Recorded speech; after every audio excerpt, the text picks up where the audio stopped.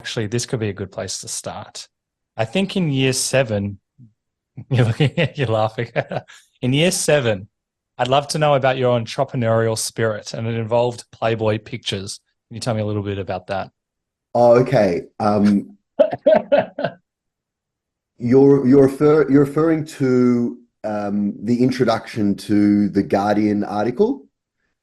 I'm not sure what article it was, but I think I've heard you say part of this story, and I want to know more. Okay. Well, there's I guess th- this is I mean, yeah, this is classic comment. Geez, what a Jewish answer. I haven't even said anything. Well, on the one hand, uh, so I think the story is that I wrote an article um, for The Guardian, and in the introduction to the article, I told a story which I used as a way to talk about it was the top 10 funniest things I've seen on the internet, and I wanted a really fun kind of engaging introduction to introduce the idea of the internet somehow. And I spoke about how when I was in year seven I manufactured my own uh, uh, um, like porn magazine, Yep. and that I went online and I downloaded pictures and would sell them at school. That was the story. So that's creative license. So that didn't really Oh no, happen. I thought you were in year seven going around selling magazines to people behind like the lockers, making a bit of money. And this was like what started you on your journey. I'm devastated to hear that.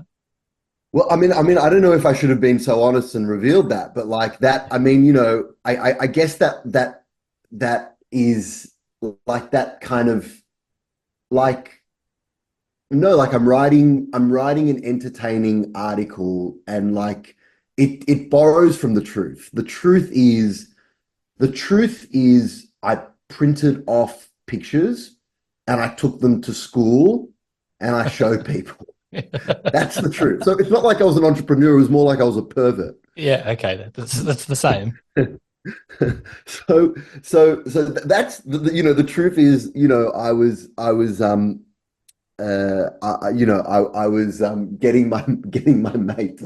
was getting my mates into porn.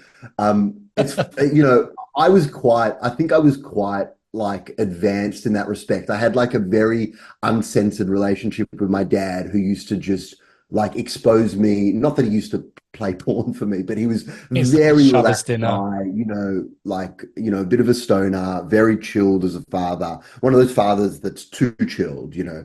and would yeah. So I grew up with not a lot of boundaries in terms of that. Like I remember watching quite violent movies as a kid, and things like that. So I think I was exposed to to that kind of stuff a little bit before my friend. And I've got a very clever.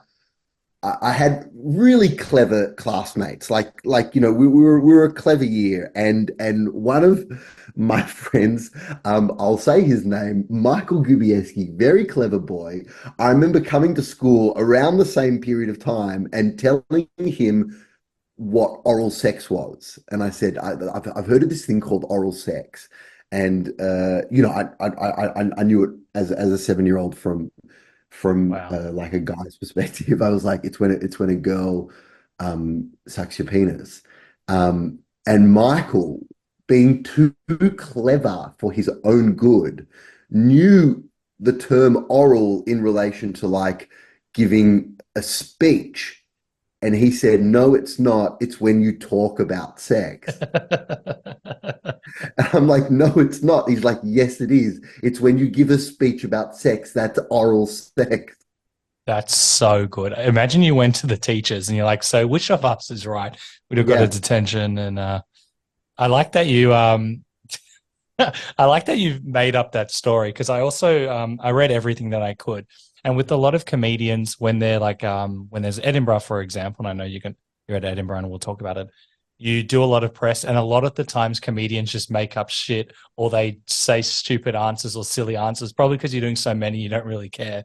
And I've saw so many of your, oh yeah, what's Riggs to mind? No, I care greatly. I spend way too much time on those answers. It's not. It's wanting to make it in fun. It's wanting to make it a good read, and hoping that that will then make you intriguing or interesting or somehow like push tickets. So it's being funny. It's just wanting to be funny. So yeah, it's. I mean, I'm an incredibly slow writer, I think. So it takes me too long than it should to come up with some of those answers. But I want to put in. I guess I see it as like, yeah, I like to put in a lot of effort. So, but I don't like to answer truthfully because it's like it's not fun. It's not fun for me. It's not fun for the reader. Yeah, so the reason I bring it up is because I read so many and they were hilarious that I remember them. Whereas, you see a lot of them and you're like, but yours were particularly funny. If I remember, because I've read like hundreds, maybe thousands. And there was even one, this wasn't even your funniest one, where you just kept on changing the name of the author, like Ben, or you're right, Ben, or you're correct, David, or you're correct. And just like small things like that, I find them very funny. So is this that's nice. Yeah, sorry. Was this like a tactic by you? You like realize that you could have the play and the fun, show your comedic side and not be like drained by writing like deep emotional responses? That's nice that you say that, and I'm so pleased to hear that you remember them and that you found them funny because like that's awesome. It means it's not in vain because sometimes when I'm writing them, I'm like, why am I spending 3 hours to write something that no one's going to read? I really try and be genuine. I just try and be genuine in that moment to what interests me and like what I find funny. And sometimes I might answer something quite sincerely. Sometimes there are Q&As that I'll really answer sincerely because in that moment, that's how I want to answer it. And then there are times where I want to be silly. I think though it gives a good indication of my comedy, like the example you bring up where I'm changing his name every time. Like my comedy is very silly and very playful and always kind of like changing the rules and pulling the rug from out of the audience and a kind of constantly shifting the goalposts or surprising. And I suppose that when I write those answers, I want to give a sense of that. Not like so consciously, it's just that I want to be me in that and I'm me in my shows. Yeah, I really like so it. Feels consistent. It feels consistent. Yeah, no, you're being true to yourself or what comes up in the moment. And you're a multi-layered person. You're not just this. Like your comedy, I don't even know how to describe it. I would love to know like what's your one line. I've seen a bit of it and I know you've got a stand-up special coming out. And I think that's great when you can't describe something because it's so many wonderful things. And then I'm sure also maybe from a marketing point of view, like, damn, how do I get this in one sentence? Because that's what sometimes people want. Well, I really struggle to describe it. In fact, I recently did a Q&A where they asked for an elevator pitch and I was like, I don't know how to describe my fucking stuff. And then I went on ChatGPT and I asked ChatGPT, how would you describe a Josh Glanc show? That's so good. And the answer was phenomenal. The answer was incredible. It blew my mind. It was so extensive. It was like a page long, just like covering every aspect of my shows. And I was reading that, you get a real true sense of what my shows are like. And then I asked it to synthesize it as in terms of an elevator pitch. But I saved the answer and I linked to it in this Q&A. I said, I've answered, this is the answer, but here's the long answer. It was amazing. It was, how does it know? How it's wild. It's wild, but it was so, I think it's, it must just take from all the different reviews and comments, and it really gave a true vibe. You read that and you got the vibe, and it was great. And you're smiling, so obviously it did justice. Can you imagine it gave one word and it said shit or something like that? Yeah, came back and said undecided. Yeah, not enough data. Yeah. Yeah. It was really lovely. It was really lovely. Yeah. You should carry around with you the elevator pitch and the longer form and just hand it out to people when you do the flyers and all that stuff. I think that will. I mean, I have to write my flyer for Edinburgh. I'm really late with that to get it. The guy who's designing it is kind of hounding me to get the copy to him. I've and you've just planted the thought of maybe I should use ChatGPT in the flyer. Um, Smarter than us. So do you have an elevator pitch, or do I just tell people to look at your website or the oh post? Or man, it's I'm putting you on so the spot, so I apologize. no, it's just so hard to describe because, well, you can describe it in terms of uh, what do you want me to grab this? I feel like I should Yeah, grab yeah, the yeah, elevator. yeah, yeah, yeah. Where is it? All right, here we go. Because I'm also at that stage of my scripts where I think my scripts are really good. You know your comedy is really good, but we need to figure out how do we actually sell it. It's like this, or it's this, or what is it? And that's has been a struggle for me. Yeah. So this is quite marketing, which I don't like. But like it uses keywords, so step into the wild and wonderfully unpredictable world of Josh Glanc, where surreal humor meets high energy performance. Known for his hilarious characters and spontaneous audience interactions, Glance's shows are a roller coaster of physical comedy, absurdity, and infectious laughter, with a unique blend of improvisation, musical elements, and outrageous visual gags. Every moment is a delightful surprise. Um, That's very good. I think that's good just in terms of, yeah, there's lots of surprise. It's very silly. It's surreal. It's musical. Um, it's entertaining. It's not boring. I think I'm always, it's just, it's colorful. It's kind of, yeah, it's full of, movement, and it's theatrical as well, like Yes. coming from like a theater interest or a theater background, like it's wanting to create a theatrical experience. I think that's a great sell. And isn't it? I'd love to know how you kind of develop this style and this voice because you're a lawyer, and I'd love to hear about your experience there. But I believe you started through, you met with other lawyers and you did like a 1 hour sketch show or something like that. How does that Yeah, transition into this, let's say, vibrant? If I can only think of one word, maybe vibrant style of comedy. vibrant.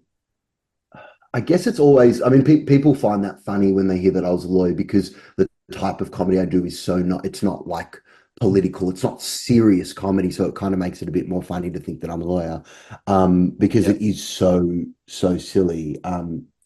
There's a comedian in the UK called Harry Hill who is also quite a surreal, wild comedian who used to be a doctor. So I don't know. Yeah, yeah, I don't know about the. Yeah, like I don't think one necessarily leads to the other. Yeah, I mean, you can relate to this to be quite candid, and I don't know how maybe you can relate to this, Yeah. but I was obsessed with performing and acting as a kid. I did that very, very heavily. I loved it, but then when I graduated school and got into law, I never thought that performing was something that I could do as a career. And it was very much not ostensibly the way I was brought up. Like it wasn't explicitly said, Josh, you can't do this. But certainly being a doctor or a lawyer was like highly valued and highly like looked upon. And it was very important for me as an 18-year-old to make my family proud, incredibly important for me. Um, and I did not have the balls or the maturity at that age to realize, in fact, I wanted to be a performer. Um, yeah, I just didn't have, I didn't, and it was something, it was such a pipe dream, which I think is an unfortunate consequence of growing up in Australia. Of course, there are lots of people that do it, but it's not really a pipe dream growing up in London or the UK. It's not really a pipe dream growing up in America.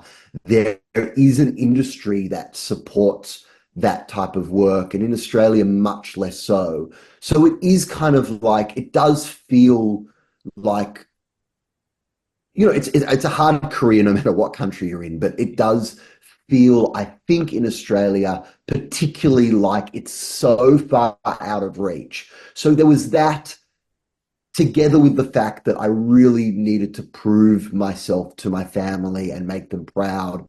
And I wanted, like my Holocaust surviving grandparents to turn around and say, "My son, the lawyer." It was a real important part for me. So I did that for, I completely stopped performing, and I didn't really perform for 10 years. It was just something I stopped after leaving high school.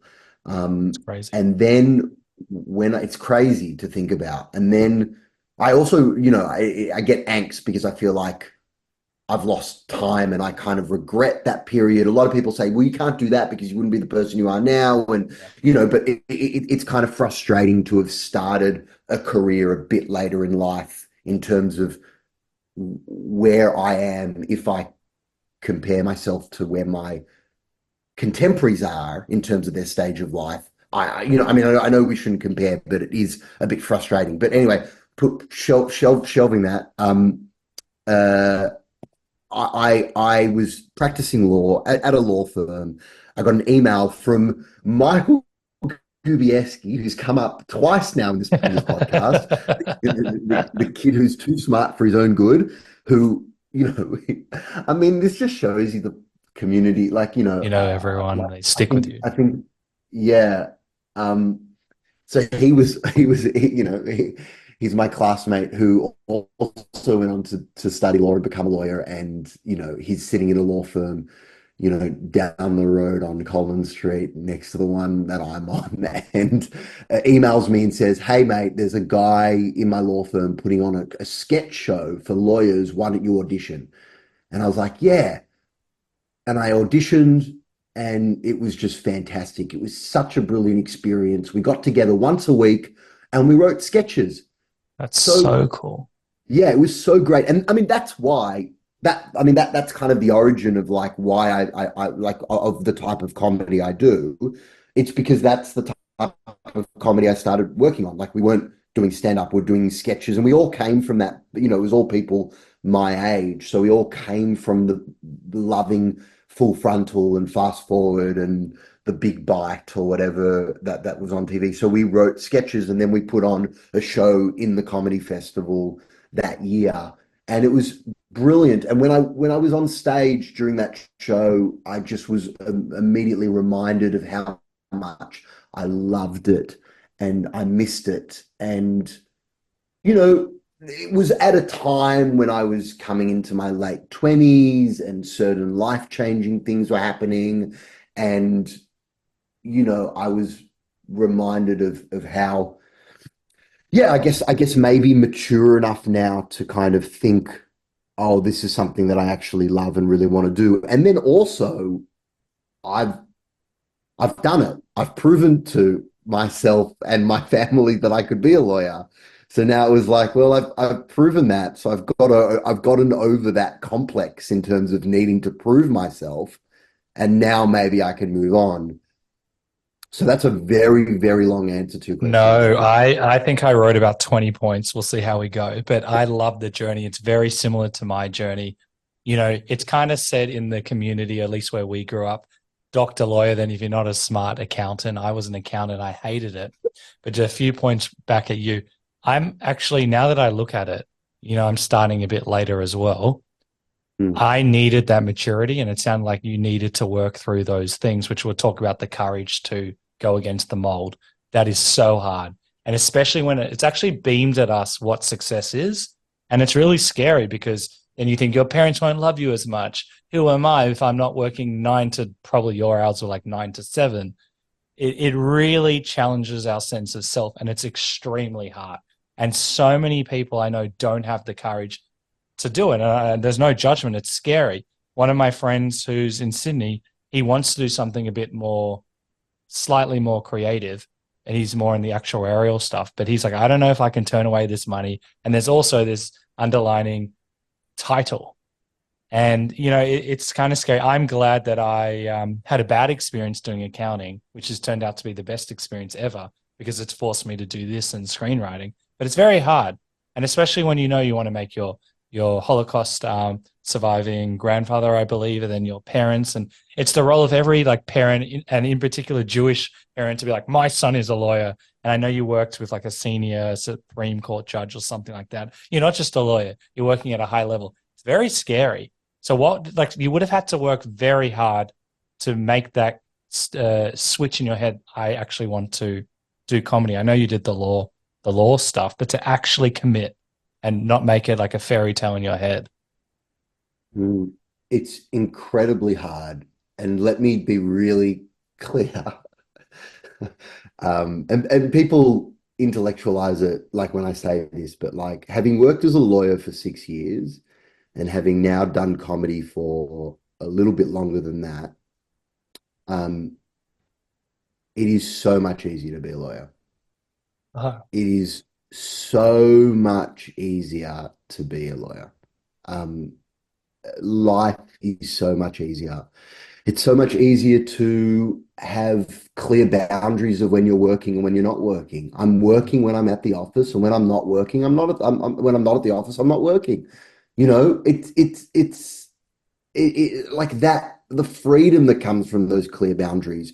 Like, when am I not, as like a comedian trying to make it, when am I not on? When am I not taking my phone out of my pocket in the middle of a conversation with a friend to write down an idea that I just had, because I know that if I don't write it down, it will be gone in minutes. That's me. And how important is it for me in that moment? It's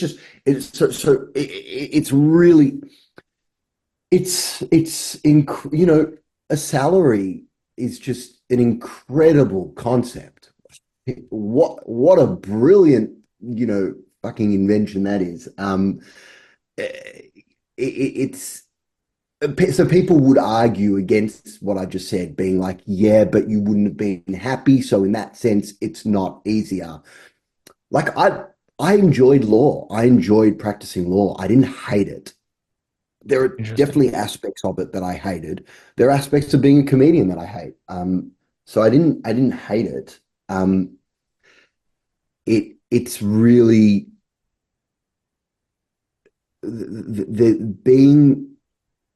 being without a structure, being without a clear way to progress your career,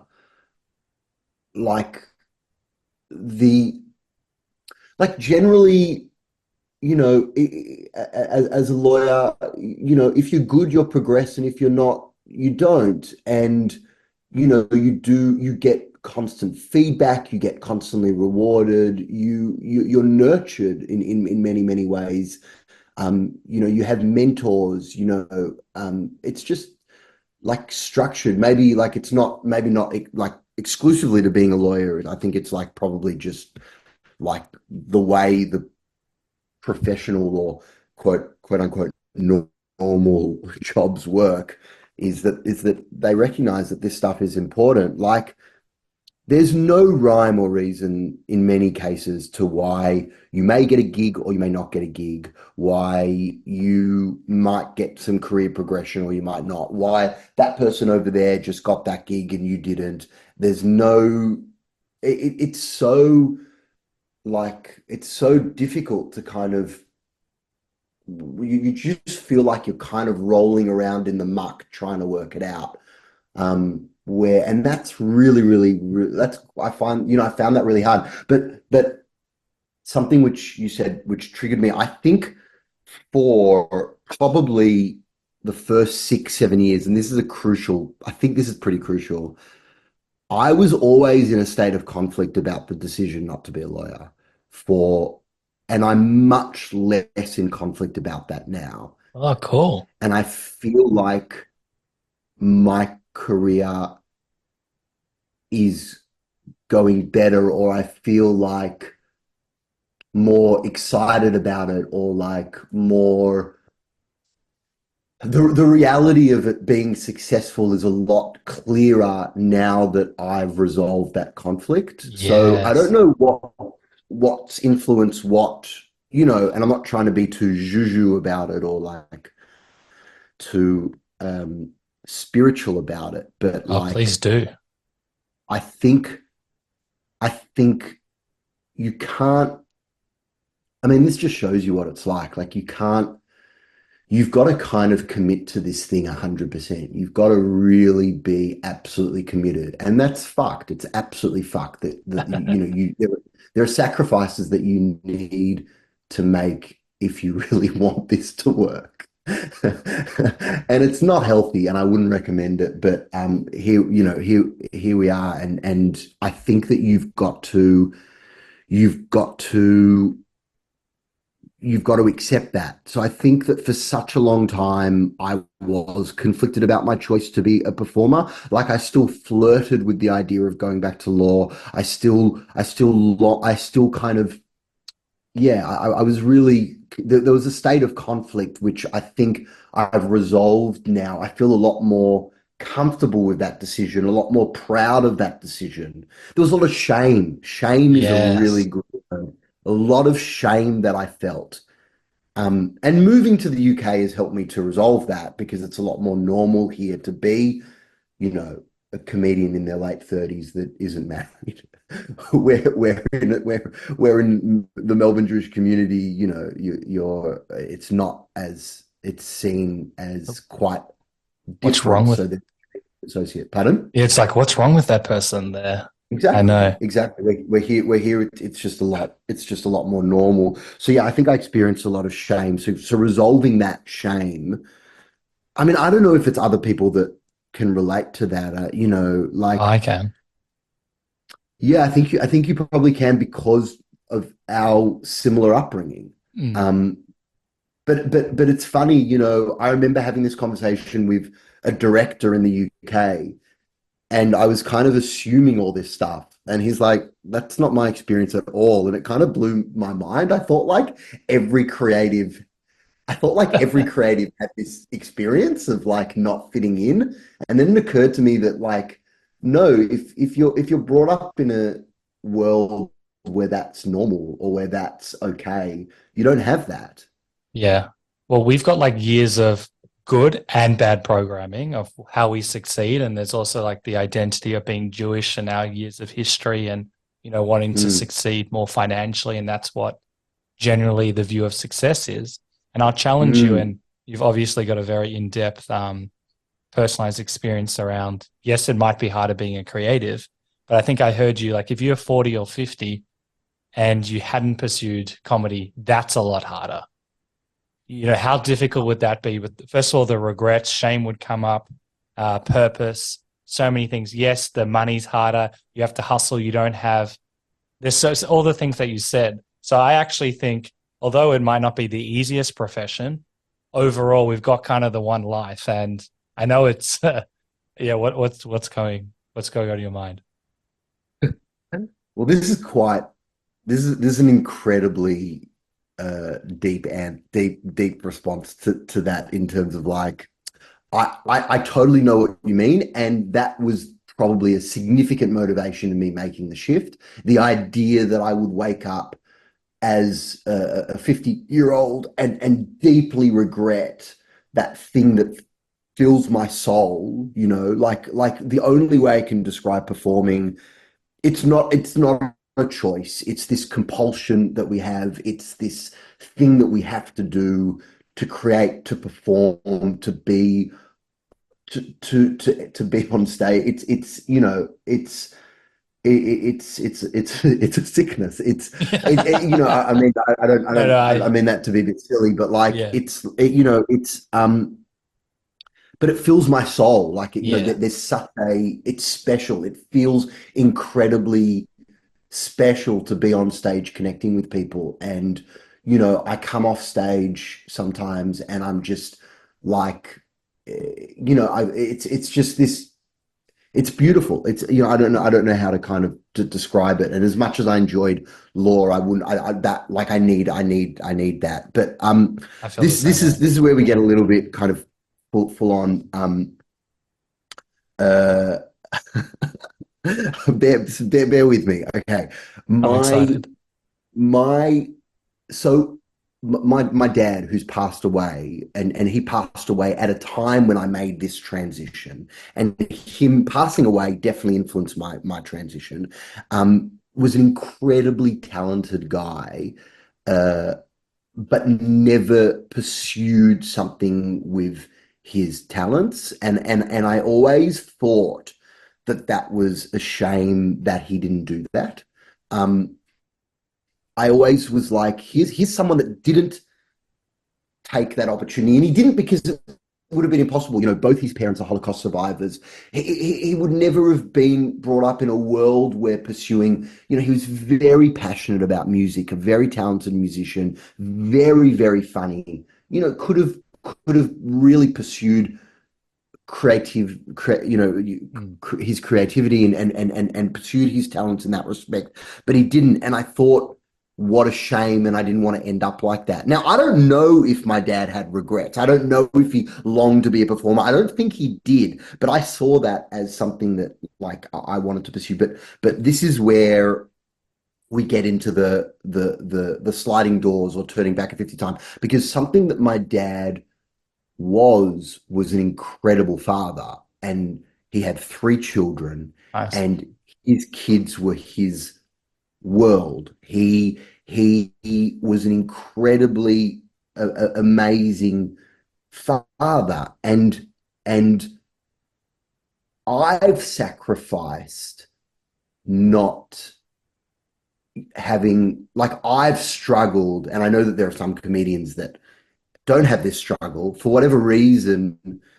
I've struggled to be able to have a stable relationship within this world, to be able to have kids and a family and something like, and you know, that kind of life has been a sacrifice that I've struggled to, and I know that there are comedians that can make it work, and there's probably ways for me to make it work, and you know, I might be trying to figure that out, Cool. but it occurred to me that in the same way that I would have had regrets if I look back in life and said, "Man, imagine if I didn't being a performer."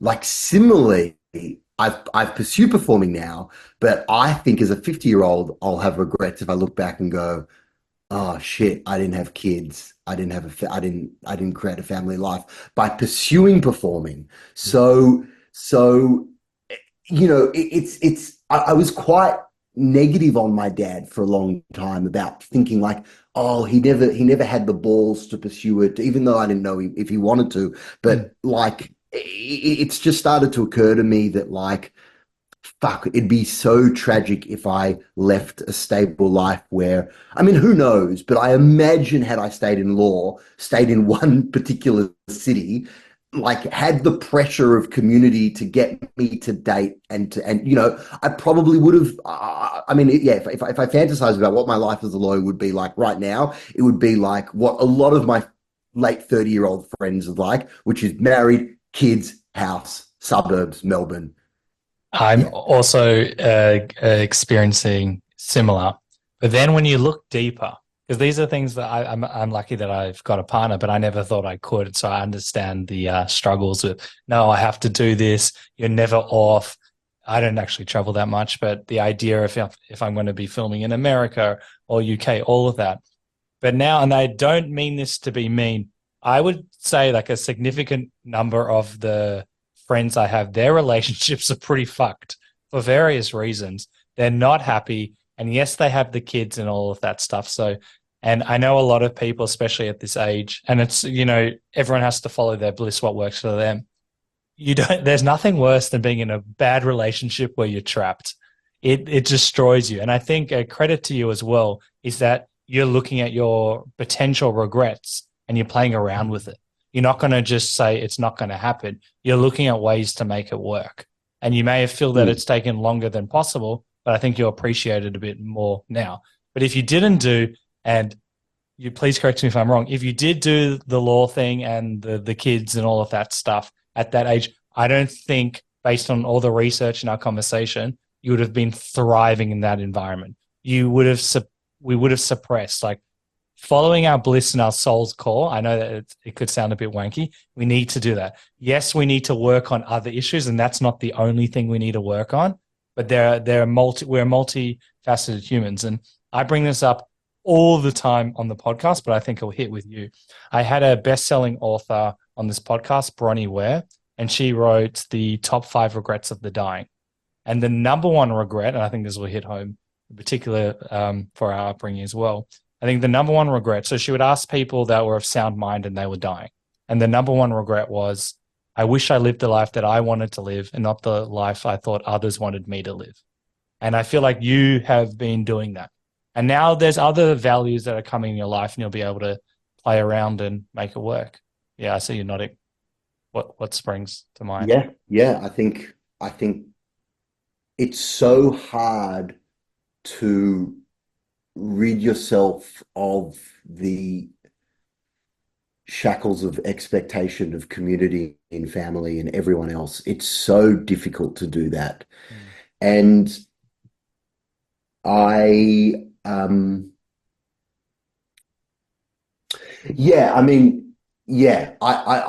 think that's right. I then immediately start getting philosophical and kind of like I agree with that. Sometimes, just like as an intellectual hypothetical, like sometimes the put aside expectation, but sometimes there are benefits to the life that other people want you to lead that maybe you don't appreciate and understand. Yeah. So I acknowledge that aspect of it, but I think fundamentally that is right. But sometimes there's, our understanding of what's good for us changes and develops and so the only thing I would say is that Judaism is interesting in that respect. Like, I'm not religious in the slightest, but I'm incredibly Jewish and my Jewish identity is incredibly important for me. And I went to a Jewish school my entire life from the age of 3 to 18. How could it not have had a huge impact? And I do not keep any Jewish religious laws. If I think about it, like, I think not one, except for the ones that, if don't murder people. I forget how many, 316 mitzvot or something, I'm sure there are a couple I inadvertently keep, but like, it does provide a pretty decent framework for living a life. There are benefits that come from it because there's a wisdom to thousands of years of practice that you get. So the only thing that I thought of when you thought about that, I 100%, you got to live the life you want to live.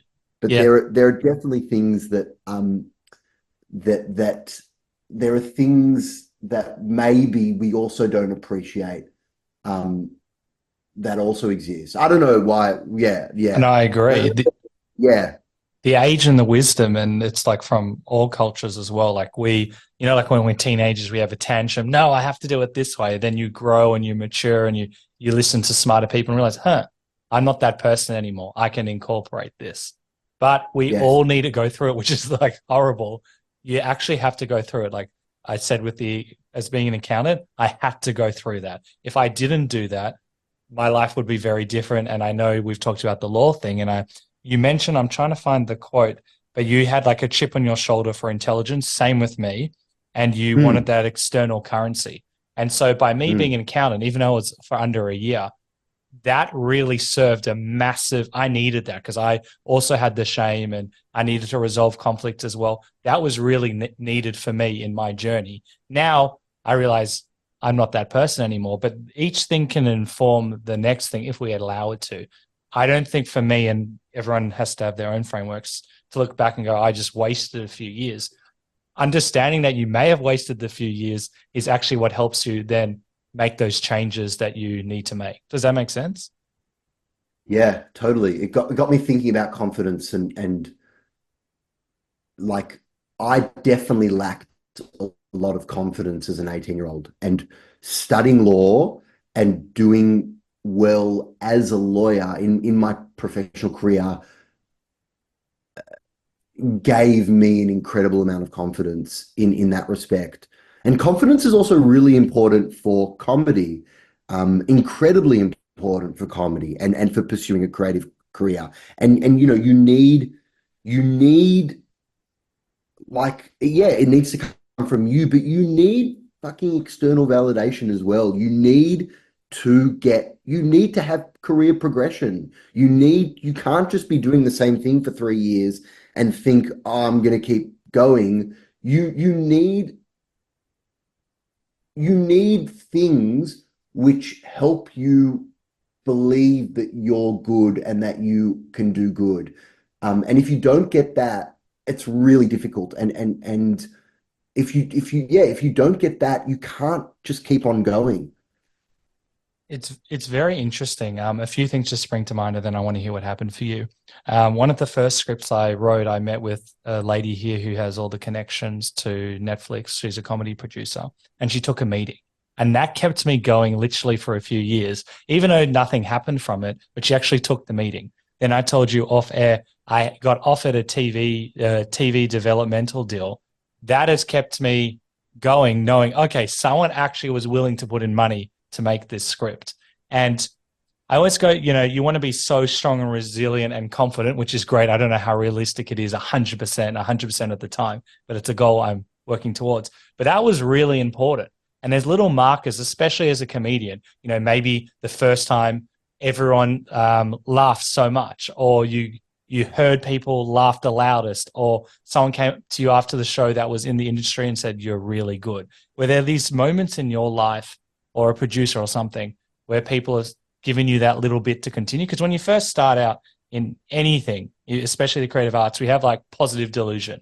We don't realize how bad we potentially are, but there's always something that keeps us going. Do you have anything spring to mind?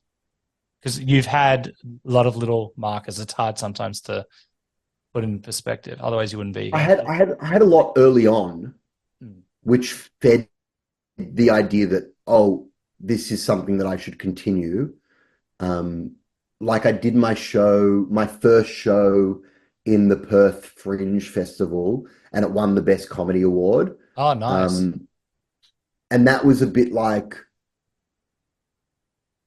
that was a moment of like, oh, I'm onto something. Then that year, I also won an award at the Adelaide Fringe, and yeah, and I got some nice reviews, and like those kind of things were like, oh, I'm pretty good. Then I feel like I had a bit of I mean, COVID was incredibly difficult for me. I'm sure. Uh, I know some people loved it, and I love hearing about when those people's experiences, the ones that loved it. For me, who lost all purpose and work, I did not enjoy COVID. Yeah, it definitely early on. And then recently there's been a lot. I mean, to be quite frank, my decision to move to the UK, there's a lot of reasons behind it. Some of the stuff we've touched on in terms of like removing myself from shame around like my Australian family and community and things like that. That's But brilliant, by the way. also, as an artist, I feel a lot of love in the UK, and and my confidence grows performing here. And that's super important to pick up on when you're an artist. Where are you getting the support and love from? Where are people championing, ex-lawyer here, championing? Where are you getting your support from? And, you know, I think I felt really gaslit in Australia. I I didn't feel like I had the support of the industry. I didn't feel like I had the support of like mentors and people who I looked up to. It was really, I found it really difficult to navigate in Australia. And whenever I've come to perform here, I mean, I've got representation in the UK and I don't in Australia. And like that was a marker. And now I don't care about it in Australia, which is so nice. But Nice. like for a while, I was like, it's really hard because you're like, you don't, it doesn't make sense. Like this is the type of stuff that doesn't happen in law. There's not this like, hold on, what, it's really simple, like you get promoted because, you get promoted because you build what you needed to build in order to get promoted. You conducted yourself in a way that you were told that you need to conduct yourself in a way to be promoted. And if you didn't, you don't get promoted. There's no like, but hold on, I hit all the markers and now no one in the office is talking to me. There isn't that, you're not like in this state of being gaslit. And in Australia, I was like, I'm getting really good reviews. I sell out a lot of my shows and I self-produce. And people like it seems that people like what I do, but I'm not getting these opportunities that other people are getting, and I'm not represented. And I feel like I'm fighting. But I thought I was good because people laugh at my shows, but maybe I'm not good because I'm not getting. You're in this state of really, and that really affects your confidence. Yeah. That really, you just don't understand if you're doing something wrong or why you're doing it, or, it's just really hard to kind of make sense of the muck. But like, I do feel a bit gaslit because like when I'm here and I perform and people are like, that was great, I'm always a bit like, oh, was it? What really? Because I've been doing that in Australia and I always found it interesting that like when I send emails to industry in the UK saying, hey, I'm Josh, I'm performing at the Fringe, or I'm doing a show at Soho Theatre, I'd love you to come. One, I would pretty much consistently get responses back saying, hi, Josh, we know who you are. We've seen you perform 2 years ago, and this time we think you're great, whatever. Nice. Where in Australia, I wouldn't even get responses. Isn't this wild? You're not the first person to bring it up. I don't know if you know Daniel Muggleton. He was in the he was talking about this, and this is just more recent. And I really like his comedy. And he's saying in Australia, one, it's a really small industry. There's not as much opportunities. And also there's like very few gatekeepers. I would imagine there's more gatekeepers in the UK. The scene's much bigger. But it's kind of like you either fit in this mold. Like I know with one of the agencies, which I won't say because they've been very good to me, you can tell that they've got a clear eye for what they want and either fit in that It's like one of the agency. I mean, there's only one, Yeah, Michael. You know what I mean? Like you know that's the thing. There's only one. It's not like like who controls the majority of Australia's output on television and comedy. It's like I you know know. you And don't. then, and you can see why our TV sucks as well, because we don't really take many risks. Not that you're a risk, but we've got this is the box and you need to fit in it, or we don't really want to deal with you. And there's some small exceptions, but anyway, I'm going to change the comedy landscape scene from a screenwriting perspective. I'm putting that out there to the universe. Uh, yeah, yeah. Well, I look. I mean, I'm conscious of. I'm biased. I'm coming from the viewpoint of someone that has had to feel like they've had to move to the UK in order to kind of pursue the career I want, right? So what I say needs to be kind of taken with that in mind. There are other people in Australia that wouldn't feel the way that I would. And you know, I mean, I really yeah, the risk taking is really, I mean, it's to simplify it, but this is how I kind of think that it is. The industry's tiny. Everyone in the industry is holding on to their jobs for dear life. Why would you take a risk on something that may or may not work when you can give an opportunity to someone that's worked in the past? So if it doesn't work, it's not your fault. You've turned around and said, well, that show was successful. That show was successful. So I've done nothing wrong. But if you take a risk, you open yourself up to losing that stability. It's a small pond, and I just don't think there's that.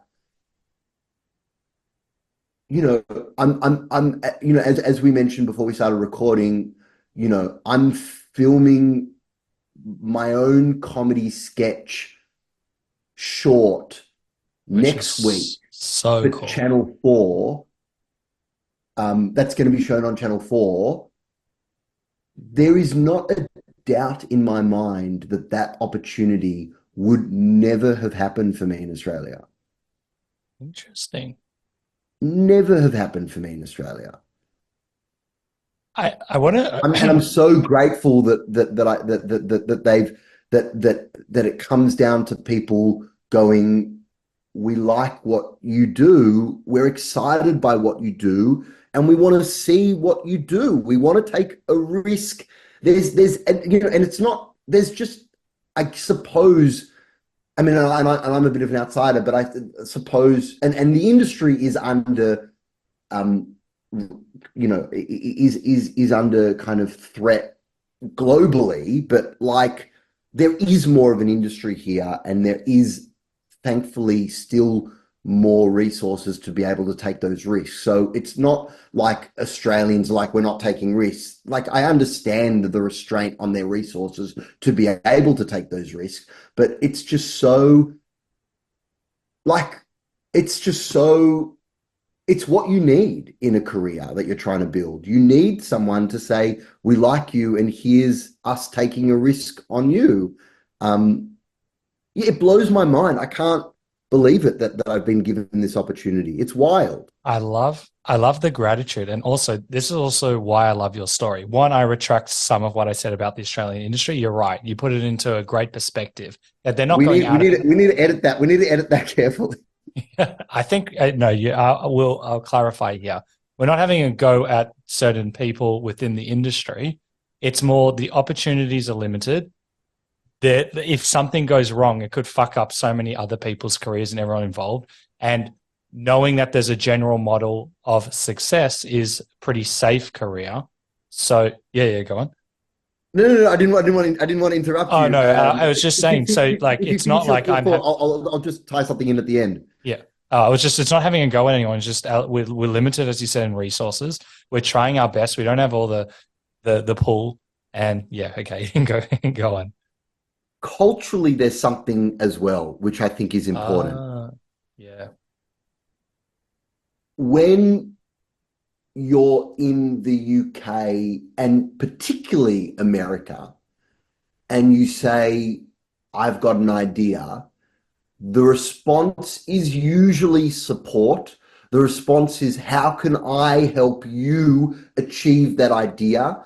People are excited. There's an energy, and it might come from the fact that there's industry. Yep.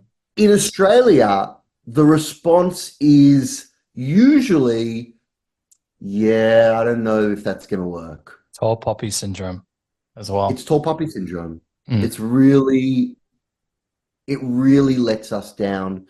Um, and, you know, Can be a yeah, confidence I killer as mean, well. yeah, it's a real confidence killer as well. But I do want to be careful about how this comes out, because I mean, I don't want you I need to be, I'm pretty uncandid, but I want to be because there are people in the Australian industry that would get really offended with some of the things that I've said. I would be very surprised by that. You're not having a go. You're just saying that you found. Okay, I'll tell you what I was going to say. Why I'm really excited. For everything you said in the research. You have a great story. As we said, there is kind of a box, and that's fact. You're not having a go at anyone. You're just saying you realized that you weren't thriving at that stage in that environment, so you made a change. And I think that's amazing. Yes, there are other factors going on.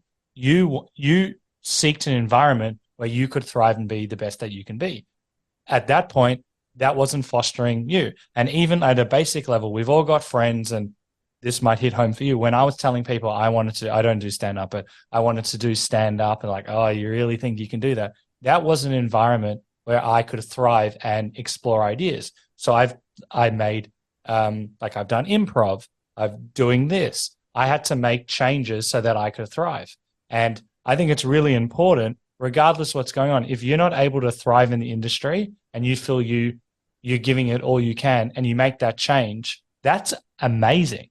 Not every environment is going to suit everyone. Like, who knows with some of the other comedians that are thriving here, they might not thrive as much in the UK. So I think it's a credit to you and your story that you acknowledge that, and that you're like, you know what, I like this. How am I going to succeed? You don't owe anyone anything. Obviously, you don't want to be a dick. So you found an environment, and it sounds like pretty early on, UK was able to foster you. And I know you've also been involved in like Stamtown, and that sounds like I don't know too much about it, but I've had some performers on it. That's also an environment where you can see, let's say, wacky. I don't think that's the right word. Alternative comedy, in the sense where you realize you can actually be you, but we don't quite have that scene. So anyway, you're not going to get into trouble. We put it out there. I'm not going to get into trouble. We're talking about environments to put yourself in the best place to succeed, and it's an inspiration for everyone.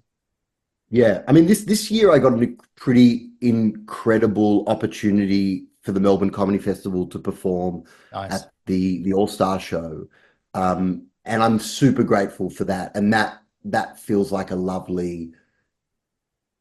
I mean, that was really, really lovely. But the response I got from most people was like it felt a bit weird. It was like it was people were really happy for me, but there was a bit of a thing like you've been working so hard for so long, it's about time kind of a thing. Like there was a bit of a sense of like, I'm glad. Yeah, it was a bit, yeah, it was a bit, not weird. It was still lovely, but people's response was like, I'm so happy because you've been putting in so much work. So do you mean more like you've already achieved success and now Melbourne's only finally recognizing you in that regard? Mm, I mean, it comes down to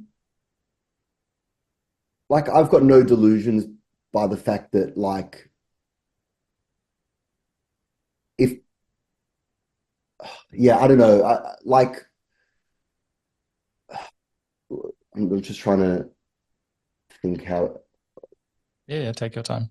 if I become well, yeah, if I become really successful overseas, like my act hasn't changed. It's the same act that I was doing in Australia. So it's not like my act's changed, therefore I'm now doing something different, which then Australia as an industry appreciates. Yep. Right? It's not the act that then allows for the success in Australia. It's the success in and of itself overseas, which then allows for the success in Australia. And I think this is culturally a thing as well about Australia, is that we lack the conviction to say what we like and what we don't like. We need to be told, because we've got an inferiority complex, we've got a cultural inferiority complex, and we lack the conviction to be able to go, we like this, we support this. We need someone else to say, this is good, guys. And then we're like, okay, well, we've been told this is good, so we're going to get on board. Yeah, it's fact, even though it's not quite how it works. You know, like your show might not be for everyone, but it's very good for so many people as well.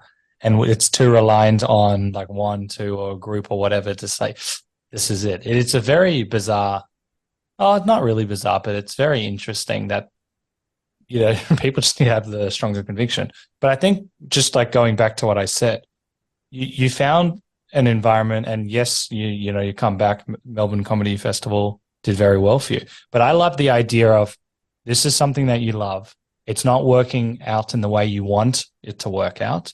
Yes, you want it to, grow away potentially from the family, but you make that decision to go to UK. It's one thing to leave the law and then transition to comedy, but to then go to a foreign place where you probably don't know many people and actually pursue it. That's a bloody awesome job. Like that is a really courageous decision. It might not feel like that 100% of the time. But that's like, I want to do this. I'm going to put myself in the best position to succeed. Yeah, well, maybe this is in relation to our upbringing. Not succeeding isn't an option. You're dead or you're not dead. You know what I mean? Like I've been brought up with ambition and wanting to be successful, and I need to do what I need to do in order to like achieve that. And it's like wanting to make the most of life and yeah, recognizing, but that was a really hard thing to recognize, Michael. Sure. Really, really difficult. And I was, torn, and it was really complicated by COVID in a lot of ways. In fact, I moved to the UK in 2019. Yep. Right? Because of these issues. I was recognizing that I needed to make this step for my career, and I also needed to separate from my family. And I recognized that this is something that I need to do, and it was going to be hard. And then 2020 happened, and I was locked down in London the whole year, and it was exhausting and really challenging. And Australia was completely open at the beginning of 2021.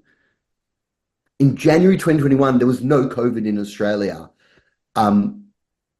I was being strongly encouraged by my family to come home. I was in a fucking flat in London in freezing weather, not being a performer, doing administrative legal work from my desk at home, having a miserable time.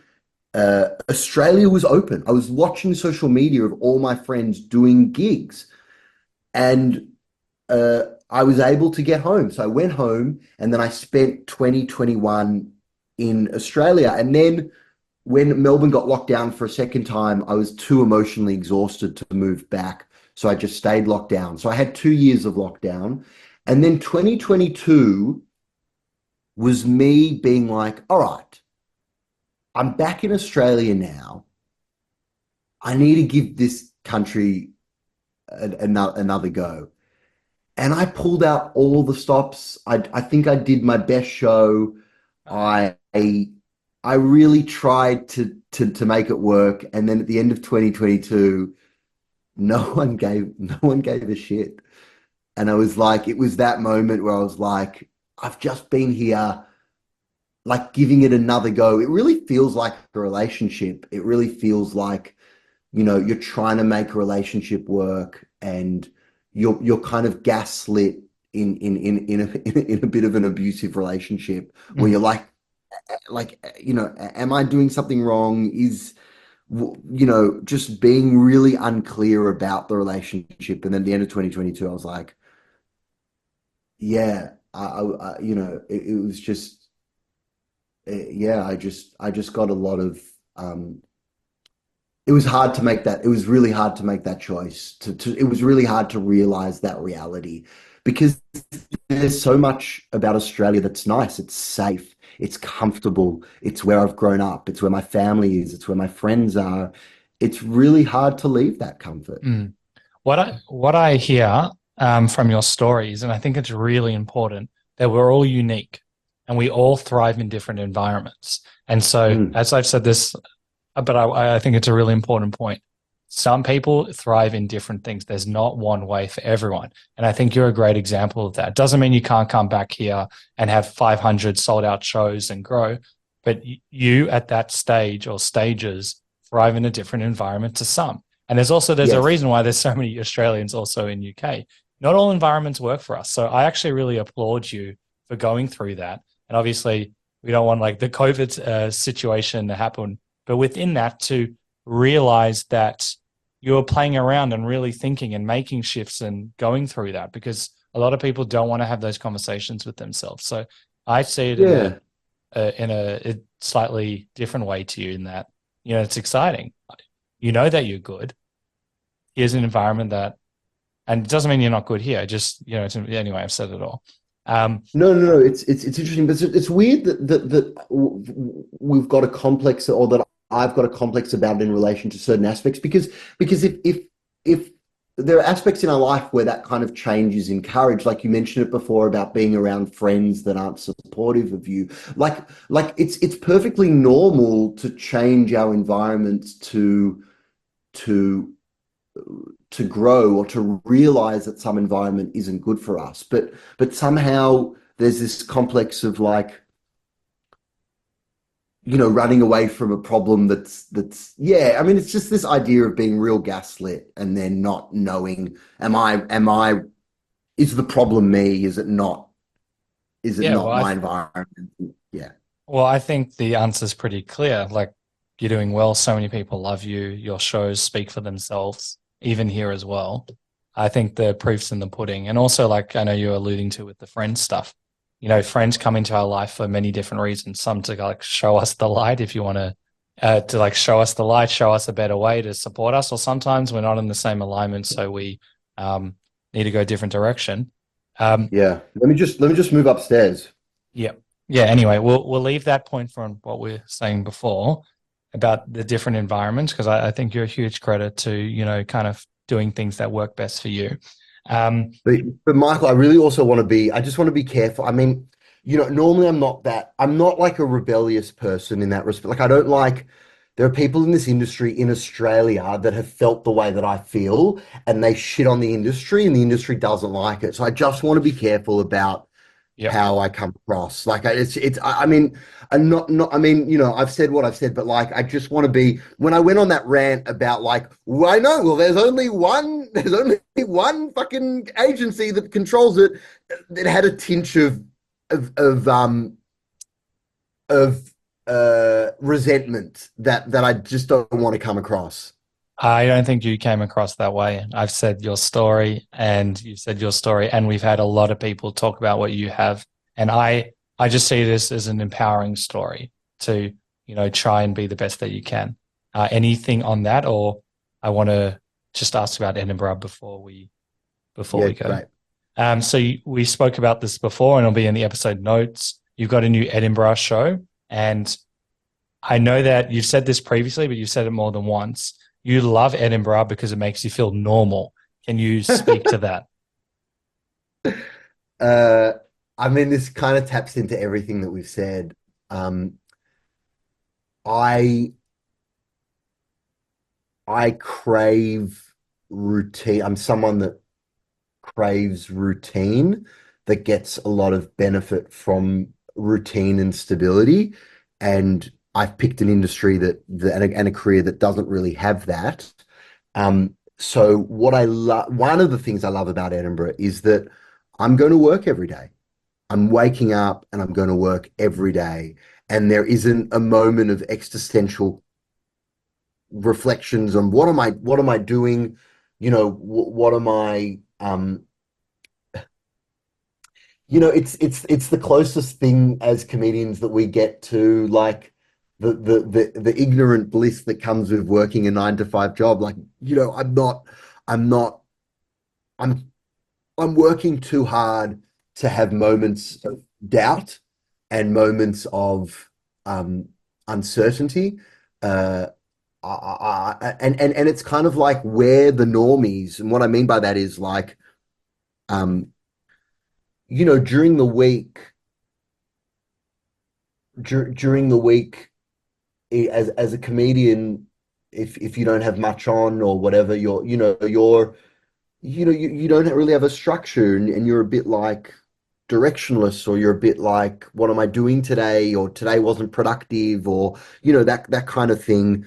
Um, but as in Edinburgh, like, we're the normies, like, we're not the weirdos walking around at 11 a.m. getting a coffee, trying to work out what we're going to do today. Like, the normies are coming into our world. Like, where the performers are the performers are the corporates. We're the corporates, and everyone else is the weirdos. You know what I mean? Like, Yeah. we're it's our world. Like, we're performing every day. I mean, that's what Edinburgh's like. It's just like it's this hub of performers that are just working, and everyone else is coming to see us.